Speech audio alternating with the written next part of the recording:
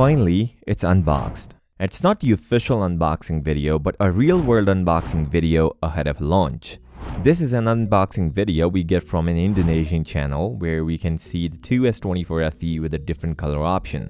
Now this seems a bit off, but this actually indicates the S24 Ultra FE is closer to the launch. And as per expected date of the release date, Galaxy S24 FE will come out on 26th of September. Although this unboxing didn't show us much, but the official unboxing video of Galaxy S24 FE has a lot to say. First off, out of the box, we only get cable this time. There is no adapter in the box. Second thing, which is highlight of this show, is the color options of the Galaxy S24 FE. Bunch of new color options are coming on S24 FE. The cameras and internals are also confirmed. A 50 megapixel main shooter, a 12 megapixel ultra wide, and an 8 megapixel 3x telephoto sensor along with the 10 megapixel selfie shooter. It will take some decent pictures with the Pro Visual engine coming this time on S24 FE. Now before talking about the processor, which is obviously not great, Samsung is offering discount on S24, which is now at $719. So it's a much better deal because S24 FE price is also out and things are not looking great. Although Samsung will offer a 7 years of OS update in S24 FE. Yes, you heard it right. 7 years of OS update for a budget phone. Insane, but do you guys think it will hold this long?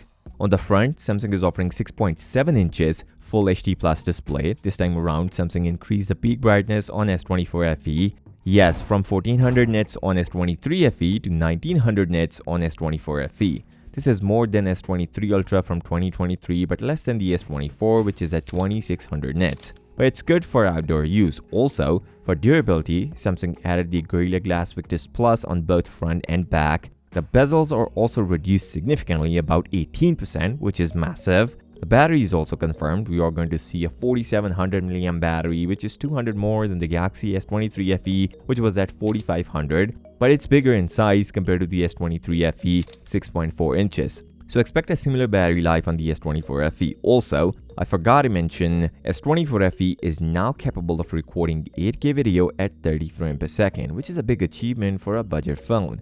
I don't know if we should call this a budget phone or not. I'll share the price later, but first let's talk about the processor.